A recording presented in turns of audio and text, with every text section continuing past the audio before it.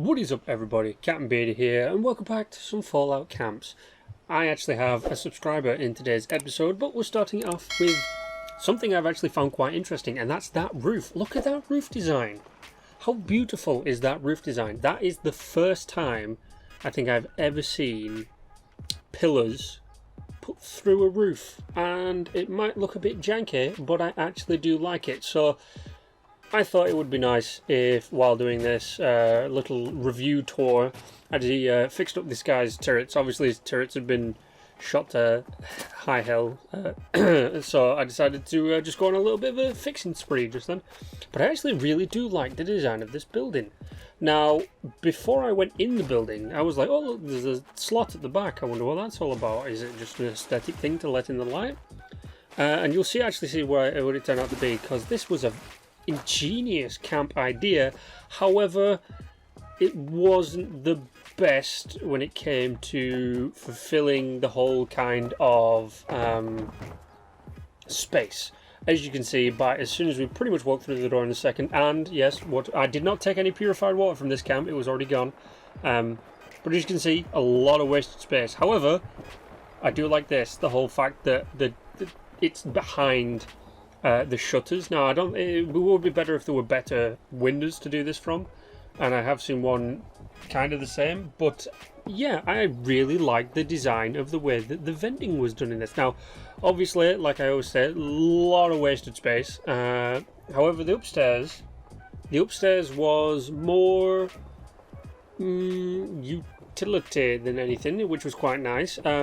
It was used in a way that made sense. So you saw that little alcove that had the crafting areas in it. That made a lot of sense. And then I tried to peek. Door couldn't open, so I had to obviously peek through and see. And it looks like there is a little bit of wasted space in there, but I do like the whole kind of setup. And I was thinking, maybe there was a way in through the opposite side, but yeah, no. Sadly, I couldn't get through. But I did like the roof. It was kind of interesting to see like a rectangular roof with these two little rectangular bits stuck onto the side. And this is where I, realised that the entire reason this wall existed at the back, this half wall, was so it could power it. These power lines were going through it.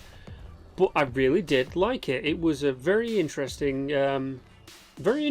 design. Now, it's not the best, but then again, it's not the worst. We've seen far worse on this than anything that is in today's episode. Like, I'm pretty sure a lot of stuff has been worse in today's episode.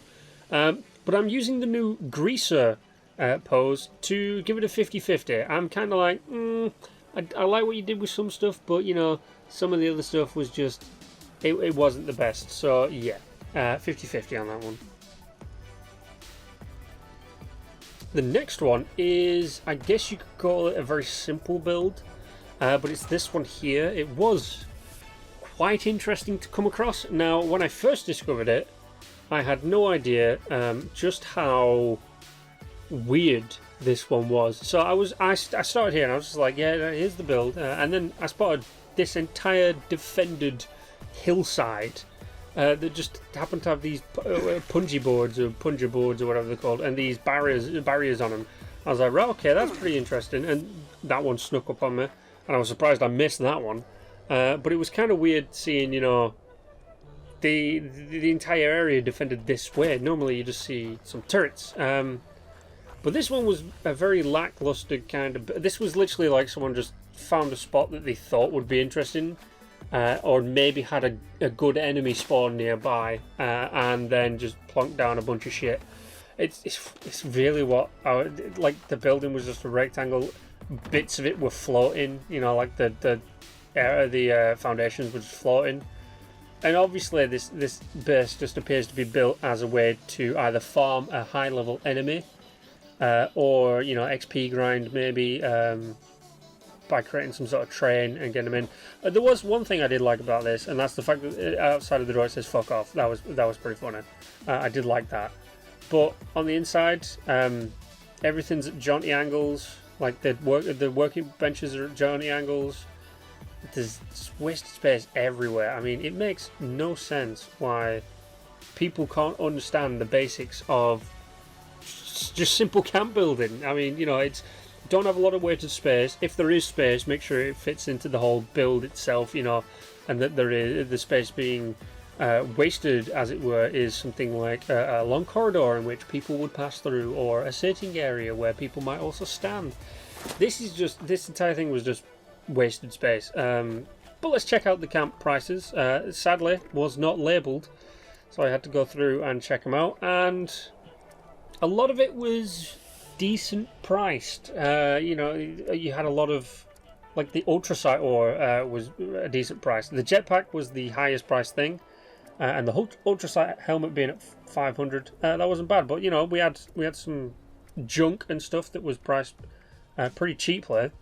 I've seen some places try and price you one little bit of leather at 10 caps per part of leather. So it was nice seeing the junk being marketed down, because I really need junk at the minute. I've gone through building the set for random encounters. Took a lot of my junk and a lot of my stuff. So, and thankfully now that that has been the entire set has been transferred over to my cameraman, so I can get back to doing my build videos, which is why you're missing one today, because I didn't have one ready. But yeah, the ammo itself seems pretty interestingly priced. Some of them could have been doing cheaper. Some of them were kind of on the nose. It was pretty nice. But I like this. You know, everything was relatively well priced. However, everything else was just lacking in anything and everything. So like this was just a very boring camp, a very wasted camp. So for me, it gets a no. I'm going to be walking away from this one and possibly finding something along the lines of a full bottle of rum, so I can drown my sorrows in seeing this just wasted space. So the next one we're on to is, I believe it was a low-level camp build. However, it was quite interesting. It's this one right here that we're slowly panning across the front of. And this was built in the center of the lake near Lakeside Cabins, I do believe. I'll show you in a second. I love doing pre-recorded, post-recorded audio. Yeah, here it is. It's Son of Grinders Camp. There we are. And there's just that random dude in the chair, which is pretty funny. But it's quite interesting. It is just a rectangle, but it is a rectangle with some quirk. Now, I say that because, one, the concrete extractor, yes. But here, right here, I've never seen anyone inset turrets before. Turrets normally go on the outside, on the ground, or on the roof, like that missile turret. But I've never seen anyone inset a turret before, so I really did like that. And, you know, it kind of gives me some ideas for some stuff. But the outside is pretty interesting. You know, it's the use of the garage, which is pretty cool. And obviously, here's the guy, and as is tradition, give them the salute. Yeah, it was it reminded me of like a long garage, and the kind of garages that you use for big farm equipment or like snowplows and stuff. It kind of reminded me of that. It was kind of a bleh, like there's just stuff in random places. I did like the fact that the guy also has beds for people to sleep in. Sadly, there was nothing on the roof. It was just roof access, which you actually don't see. You don't normally see roof access. You normally see access to a second floor, but roof access, pretty nice. So yeah, the beds were a nice thing because you can sleep up and get that bonus XP thing. The fact that some of the workbenches were doubled, I'm pretty sure he doubled or tripled some of them. Yeah, there's 3 weapon workbenches, 2 ammo workbenches. I'm pretty sure there's 2 power armor benches, but I can't be sure about that. But let's check his prices. Gatling laser at 800. Okay, yeah, no, that's going for. I mean, the condition at a level 45. No, I'm gonna have to say no on that. Now, someone once commented that they had trouble seeing the stats that the special weapons have, the unique weapons. So there you go. I gave you a longer look at them. Yeah, I don't think I would have priced like 100 is probably the max I would go on this kind of stuff. But yeah, Overall, this actually gets a thumbs up from me because I just liked it. I don't know, I kind of walked into it and felt like I knew what I was doing. Some of the prices could be changed, but the build was good. And finally, this one is my subscribers build, which I must say I am a little biased in because I did help build it a little bit. And by build it a little bit, I sat off to the side most of the time going, oh, maybe you could put something here instead, and while watching stuff on my iPad. So this is Heydays. He is my funnily enough, he is my cameraman for Random Encounters. So I thought he wasn't even on I didn't even know he was on my server that I was on. So yeah, I thought I'd go and surprise him, and he was just stood in the middle of the road, which was kind of funky. So I thought, I'm going to sneak up on him. And he will never see me coming. So I luckily had a cryo mine on me that I just decided to throw at the guy. Sadly, I did not manage to get back into the bush in time. He had no idea I was here. I wasn't in party chat with him or anything, and he did try talking to me. But I just threw a cryo mine. He's like, what the fuck? Straight away, there we go. It was quite fun. And then he sees me and he's just like, hey, what's up? But that little tower right there to the side, I built that. I did actually build that. That was about it. I built a toll booth. There we go.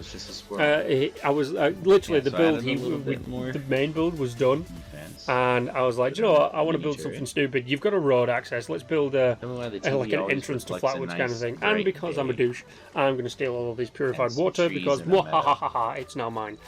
But the build itself is, he's like me, he is a trader. He's part of something called the PKOA, which is who I have partnered with to do Random Encounters.